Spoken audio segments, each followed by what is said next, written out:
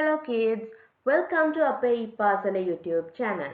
Today you are joining with a new geography lesson, and in today's lesson we are going to focus about the weather conditions of the immediate surroundings of the school.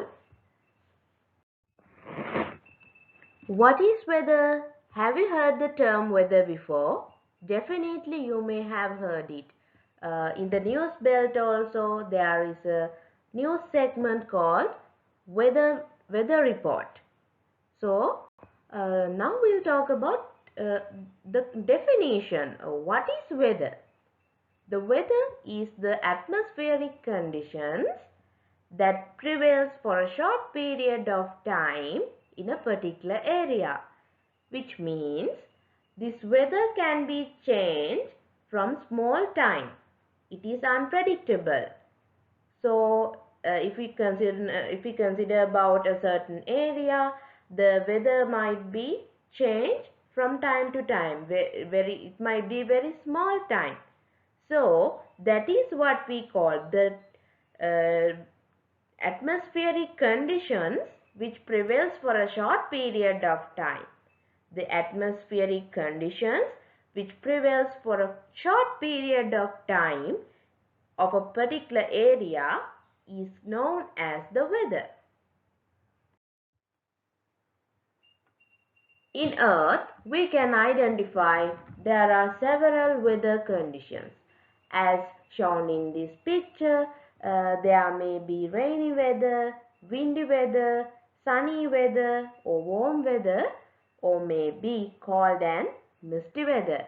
I hope you have experienced all these types of weather conditions in school or in your day-to-day life. Weather conditions in Sri Lanka is monitored by the Department of Meteorology. It is located at Bauddha Lokamavata in Colombo, which is very close to BMICH. Now, we'll talk about the main weather element, temperature. Temperature is provided by the sun.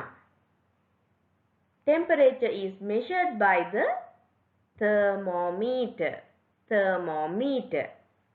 As you can see in this picture, there are two English letters mentioned.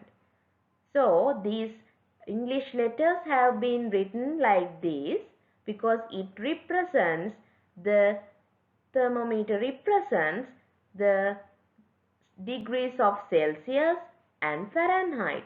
So this F represents the Fahrenheit value and C represents the degrees of Celsius. When the dry weather conditions occur, when there are extreme solar heat and extreme temperature, you can identify a dry weather condition. Now we'll talk about the next weather element, the rainfall. Rainfall or precipitation. How does it happen? As you can see in this picture, the water that in oceans, on lands and in plants turn into water vapors due to the heat of the sun. And these water vapors gradually rises up to the atmosphere. In atmosphere, these water vapors starts to cool down and it forms clouds. So this process we called as the condensation.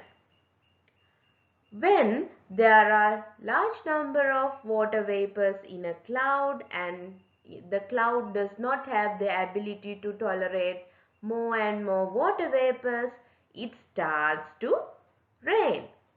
This is the process we receive rain to the earth. We used to measure rainfall using the rain gauge. Rain gauge is used to measure rainfall while we use millimeters. Millimeters to measure the rainfall. Let's talk about wind. When you observe the environment, you can see there are in trees, you can see leaves, branches, they are moving. How does it happen? Actually, these leaves, branches are moving due to the blowing of the wind.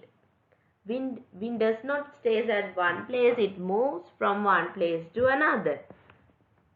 So while moving, this wind contains a speed and a direction. When the wind blows very fast, when the wind is blow at a very higher speed, we call this condition as a storm. And when the wind blows with a lesser speed, we call it as a breeze. We call it as a breeze. To measure the wind speed, we use the instrument called anemometer. And the unit we use to measure the wind speed is known as kilometers per hour. Kilometers per hour. If we consider about the wind direction, the instrument which used to measure the wind direction is known as wind vane or wind direction indicator. Wind vane or wind direction indicator. As you can see here, there are different types of clouds. Even if you go out of your house and if you observe the sky in different times, you can see there are many clouds and they are in different shapes, isn't it? So, clouds are also known as one of the main weather element in weather. So, actually as you study before, rainfall, heat, temperature, wind, they can be measured. But the clouds can be, but the clouds cannot be measured. Instead of that, you have to observe these clouds. You can predict weather conditions by observing the clouds. So finally we have come to the end of today's lesson. I hope you have understood what we have studied, and I suggest you to do a small activity.